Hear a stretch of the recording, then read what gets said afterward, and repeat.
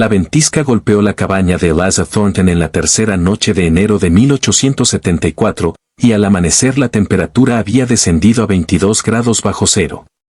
Dentro de la pequeña estructura de troncos, 15 millas al oeste de Helena, en el territorio de Montana, su hijo Tommy, de 7 años, ardía de fiebre mientras el viento aullaba a través de las grietas mal selladas de las paredes. Eliza no necesitaba aventurarse al exterior para alcanzar la leña. Abrió la puerta hacia lo que sus vecinos habían bautizado con sorna como el cobertizo que devoró la cabaña y extrajo 3 troncos partidos de una pila seca, perfectamente apilada y al alcance de la mano, protegida por la amplia extensión de tejado que ella misma había construido alrededor de toda la vivienda. Mientras otros colonos del valle se abrían paso a través de ventisqueros que les llegaban a la cintura para llegar a pilas de leña sepultadas bajo la nieve, ella alimentaba la estufa sin exponer a su hijo enfermo al frío asesino. La idea que 6 meses antes había provocado risas y cabeceos de incredulidad ahora mantenía con vida a su familia. Eliza había llegado al territorio de Montana en la primavera de 1873 con 3 hijos pequeños, $47 en monedas y una reclamación de tierras que su esposo Elías había registrado apenas 2 semanas antes de que un derrumbe en la mina de oro de Last Chance Gulch le arrebatara la vida. La parcela se encontraba en un valle angosto atravesado por el arroyo Prickly Pear, entre colinas cubiertas de pinos ponderosa y lodgepole. Los vecinos. Familias endurecidas que habían sobrevivido al menos un invierno completo, observaban a los recién llegados con la desconfianza que solo produce haber visto demasiados fracasos. La cabaña medía 16 por 20 pies, tenía suelo de tierra apisonada y un tejado de tablillas que goteaba en 4 puntos distintos. El vecino más cercano, el viudo Salas Garrett, vivía a 3/4 de milla río abajo. El asentamiento más próximo, Unionville, un puñado de 11 edificios desvencijados. Quedaba a 7 millas al este por un camino que a menudo desaparecía bajo la nieve durante semanas enteras.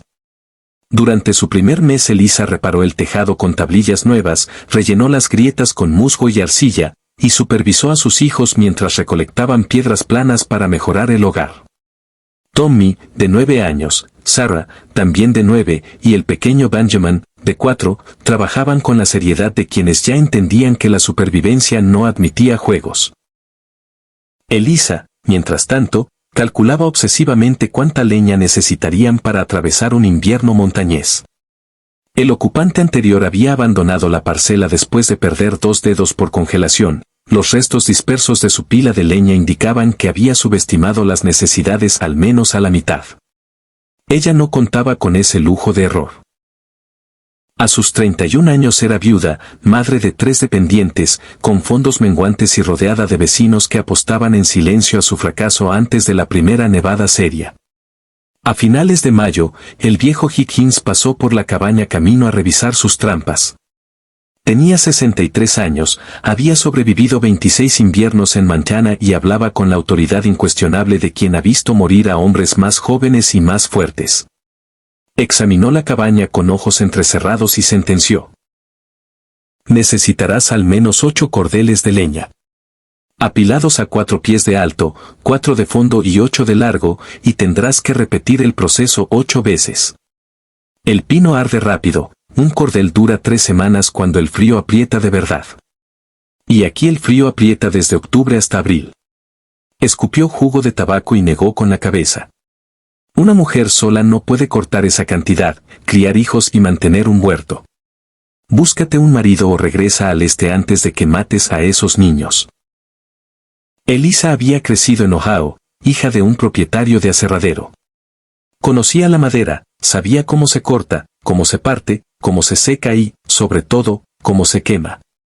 8 cordeles equivalían a cortar, partir y apilar cerca de 900 piezas individuales, cada una exigiendo múltiples golpes de hacha y una fuerza que ella no poseía en abundancia. El cálculo era implacable. No podía talar árboles, cazar, cultivar, conservar alimentos, reparar la cabaña y vigilar a 3 niños en un territorio donde un descuido significaba una mordedura de serpiente de cascabel, una caída al arroyo o simplemente perderse en una tormenta repentina. Necesitaba una solución que le permitiera estar en 2 lugares al mismo tiempo. La idea nació a principios de junio. Una lluvia repentina la obligó a correr a cubrir la pila de leña con una lona raída, pero el agua ya había empapado las piezas superiores. Leña mojada producía humo en vez de calor, humo significaba desperdicio y una cabaña helada. Pasó 2 días trasladando toda la pila bajo el alero sur, donde el tejado sobresaliente ofrecía algo de resguardo, pero el alero solo cubría 4 pies de suelo y ella necesitaba espacio para 8 cordeles. Fue entonces cuando miró la cabaña misma y comprendió que la estructura era la respuesta. ¿Qué pasaría si construía el leñero alrededor de la cabaña en lugar de separado? Extendiendo el tejado 6 pies hacia afuera en los 4 lados crearía un corredor cubierto que mantendría la leña seca y accesible sin salir al exterior. El techo ampliado protegería de la lluvia y la nieve, pero dejaría los lados abiertos para que el aire circulara y secara la madera.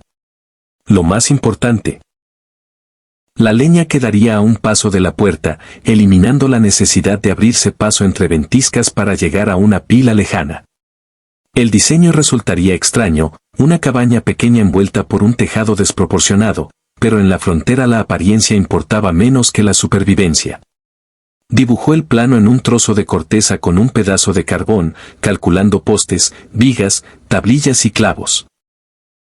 No tenía dinero para comprar toda la madera, pero el bosque circundante estaba lleno de pinos muertos en pie que podía talar y aserrar con las técnicas que su padre le había enseñado de niña.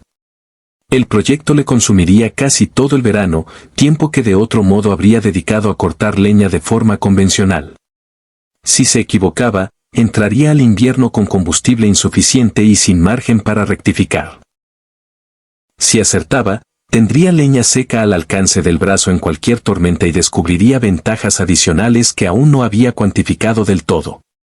El reverendo Lars Marsh se enteró del plan cuando Elisa lo mencionó después del servicio dominical en Unionville. Tenía 47 años, había fundado 3 iglesias en el territorio y defendía el orden tradicional con fervor casi militar. Hermana Thornton, dijo con paciencia condescendiente, he visto a muchos intentar soluciones originales y he enterrado a varios que despreciaron la sabiduría probada. Un leñero debe estar separado de la vivienda por una razón poderosa, el fuego. Si una chispa prende la pila que rodea su casa, ¿quiere que el incendio envuelva a sus hijos? Construya un cobertizo a 20 pies de distancia, como todo el mundo, y confíe en que el Señor le dará fuerzas para caminar esos pasos. Elisa ya había evaluado el riesgo de incendio y lo consideraba menor que el peligro real, la exposición al frío. Las estadísticas del periódico territorial eran claras, el invierno anterior habían muerto 17 personas solo en la cuenca de Helena, la mayoría por congelación al intentar llegar a dependencias exteriores durante ventiscas. Una mujer se había congelado a 15 pies de su propia puerta, perdida en la blancura absoluta. Su diseño mantenía la leña bajo una extensión de tejado, no dentro de la cabaña, y el corredor abierto disiparía cualquier chispa. Los números favorecían su propuesta, pero convencer a quienes veneraban la tradición por encima de todo resultaba casi imposible. La viuda Martha Jenkins regentaba el puesto comercial de Unionville y opinaba sobre casi cualquier cosa, especialmente sobre mujeres que se apartaban de los caminos trillados. Tenía 52 años, había sobrevivido a 2 esposos y prosperado gracias a una astucia más afilada que cualquier sentimentalismo. Cuando Elisa entró a comprar clavos y bisagras a finales de junio, Marta no disimuló su escepticismo. He oído hablar de tu proyecto, dijo mientras pesaba clavos de 16 peniques. La gente murmura. Dicen que estás malgastando tiempo en locuras cuando deberías estar cortando leña como Dios manda. ¿Sabes qué les pasa a los que intentan reinventar la rueda aquí? Terminan pidiéndome crédito, no pueden pagar y yo me quedo con su parcela. Ya tengo 4 propiedades de gente que se creía más lista que la experiencia. El comentario escoció porque era cierto. Elías le había dejado deudas y los $47 iniciales se habían reducido a 18. Estaba arriesgando la vida de sus hijos en un diseño sin probar, el fracaso significaba exactamente lo que Marta predecía. Deuda, desahucio y regreso a Ohio con las manos vacías y la cabeza gacha. Pero el éxito ofrecería algo que la prudencia convencional no podía dar, un sistema que una mujer sola pudiera sostener a largo plazo. Pagó los clavos con monedas ganadas lavando ropa para mineros y salió sin replicar. Las palabras no convencerían a nadie, solo los hechos lo harían. Comenzó en julio, cuando el suelo estaba seco y los días se alargaban hasta casi las 10 de la noche. Colocó 16 postes a 6 pies de las paredes, hundidos 3 pies y compactados con piedras. Cada poste medía 8 pies de alto, los entalló en la cima para recibir vigas horizontales. Los niños ayudaban cuando podían, Tommy y Sarah cavaban hoyos con pala y barra, Benjamin pasaba clavos o simplemente se mantenía a salvo. Elisa hacía el trabajo pesado sola, levantando postes, comprobando plomadas con cordel y plomada, sudando bajo el sol de julio. A mediados de mes los postes formaban un rectángulo perfecto alrededor de la cabaña. Los vecinos empezaron a detenerse.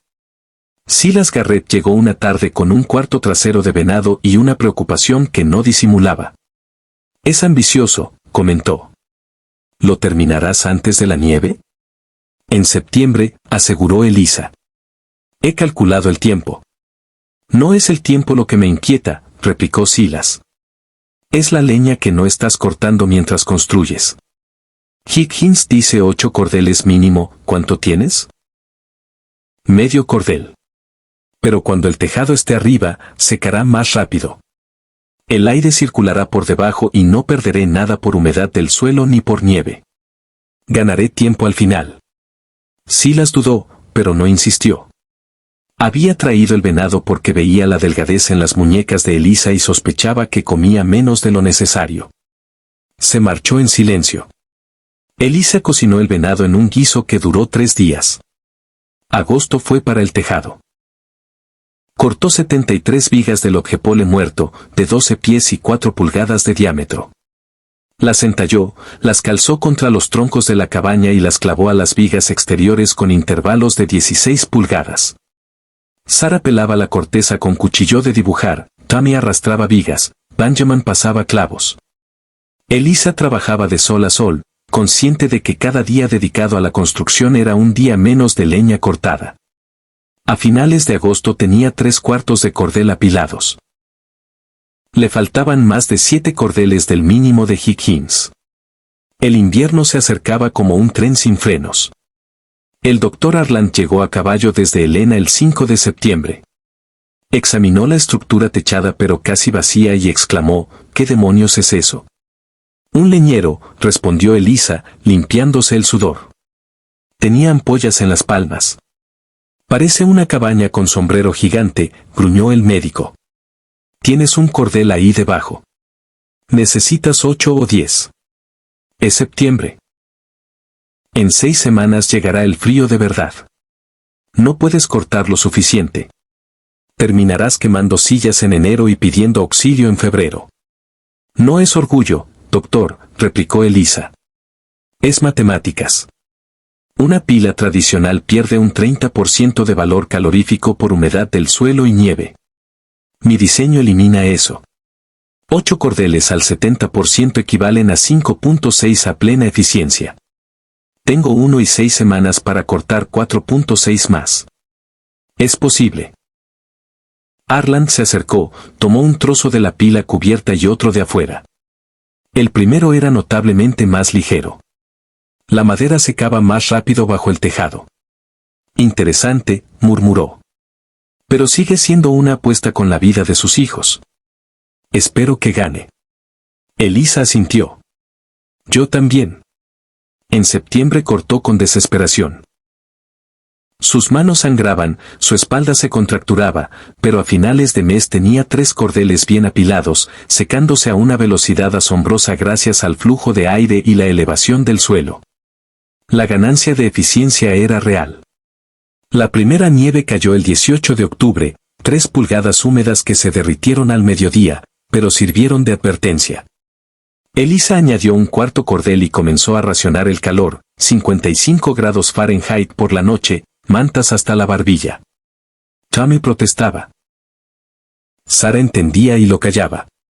A principios de noviembre Silas llegó con un cargamento de leña en su carro. «Me sobra», mintió. Nadie tenía sobrante en Montana. Elisa aceptó porque rechazar habría sido estúpido. El gesto la llevó a 4 cordeles y medio. Silas observó el corredor seco, la facilidad de acceso desde la puerta. Tiene sentido, admitió. No sé por qué nadie lo pensó antes. Porque parece raro, contestó Elisa. La gente desconfía de lo raro, aunque funcione mejor. Noviembre trajo un frío que se instaló como una losa. Las noches caían a los teens, los días apenas rozaban el punto de congelación. Elisa alimentaba la estufa cada 4 horas. La ventaja del diseño se hizo evidente de inmediato, podía recargar sin abrigo, sin botas, sin abrir la puerta más que unos segundos, sin exponer a los niños al aire helado ni arrastrar nieve al interior. El ahorro de tiempo era enorme, la estabilidad térmica, mayor aún. Nunca dejó que la temperatura cayera por debajo de lo tolerable, incluso cuando el termómetro exterior marcaba 22 bajo cero. En la tercera noche de enero de 1874, mientras la ventisca rugía y Tommy deliraba de fiebre, Elisa abrió la puerta interior, extendió el brazo y sacó 3 troncos secos sin moverse más de 2 pasos. Cerró la puerta, alimentó la estufa y la temperatura subió de nuevo. Afuera, el mundo era blanco y mortal. Adentro, gracias a una idea que todos habían ridiculizado, una viuda y sus 3 hijos seguían vivos. La cabaña con sombrero no solo sobrevivió aquel invierno, se convirtió en modelo silencioso. Al año siguiente varios vecinos extendieron sus propios tejados. Higgins nunca lo admitió en voz alta, pero dejó de escupir tabaco cuando pasaba por allí. Silas empezó a llevar venado con más frecuencia, y un día de primavera de 1875 se presentó con un anillo sencillo y una pregunta sencilla. Elisa sonrió, no dijo que sí de inmediato, pero tampoco dijo que no. Lo que había comenzado como un acto de pura necesidad se transformó, con el tiempo, en una lección de frontera. A veces la solución más sabia no es la más tradicional, sino la que mejor se adapta a quien debe usarla. Palabras aproximadas, 1902.